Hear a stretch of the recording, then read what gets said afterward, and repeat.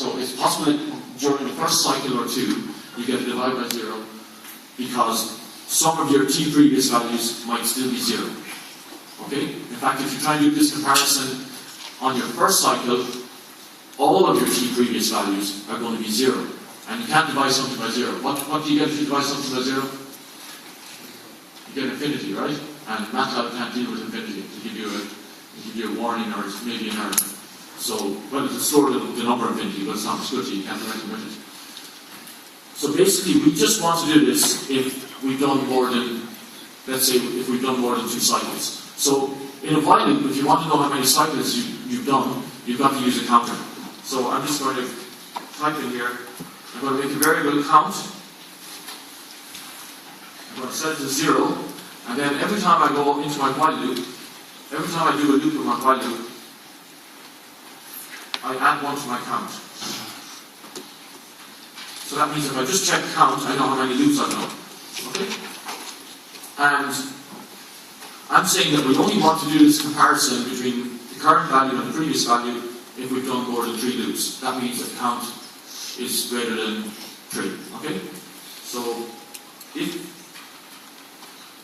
count is, well, let's say count is greater than 3, then we go into this loop. Okay?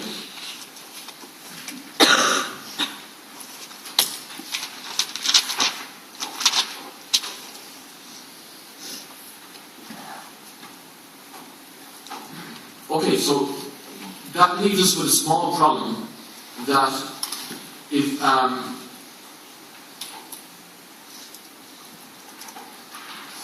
we've done fewer than 3 iterations, then we're not doing this comparison here. We're not calculating the percentage change. So we've nothing to know whether or not to stay in the loop. We've nothing to tell us whether or not we should stay in the loop. So what we want to do is say, while the number of cycles is less than, or while del max is less than the prescribed value, and while the number of cycles is less, or if the number of cycles is less than or equal to 3, then we stay in the loop. So what we want here is an OR statement. So that means OR, that straight line there. So OR if count is less than 4.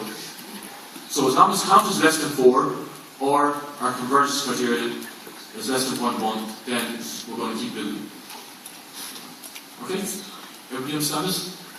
Okay. And the last thing I needed to do was I needed to do my checkout. So basically I need to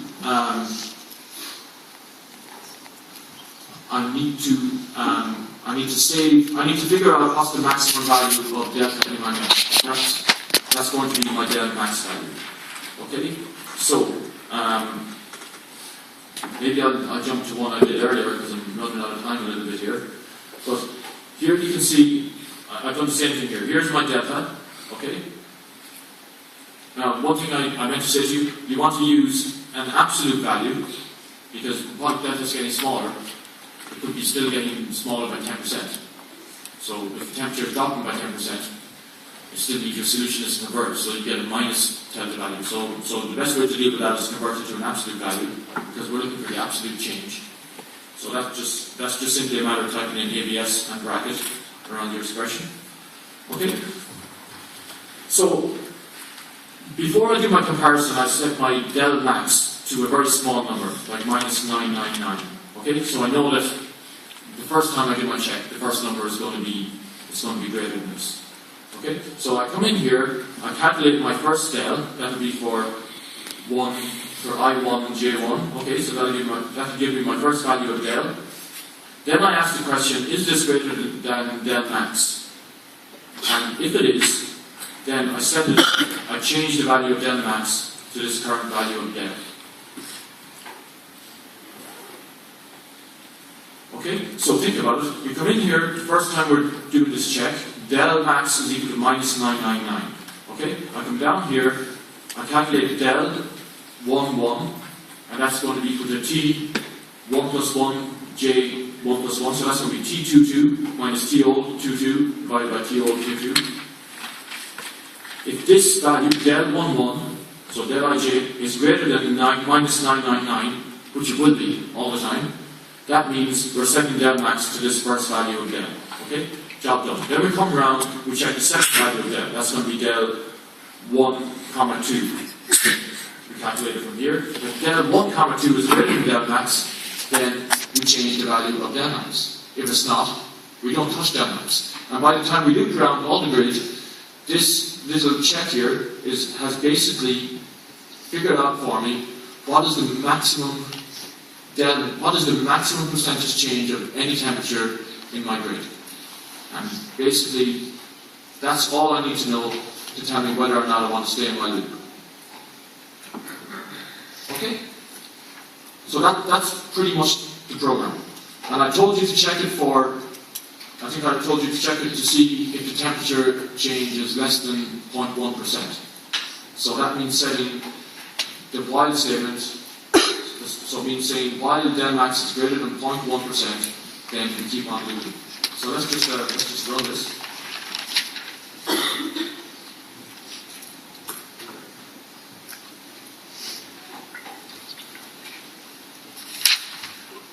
Okay. And here is my figure 4. So if I ask you how many times did I have to cycle to achieve this, I just look at my count value. So it took me 1,746 cycles. Have any figured out this answer?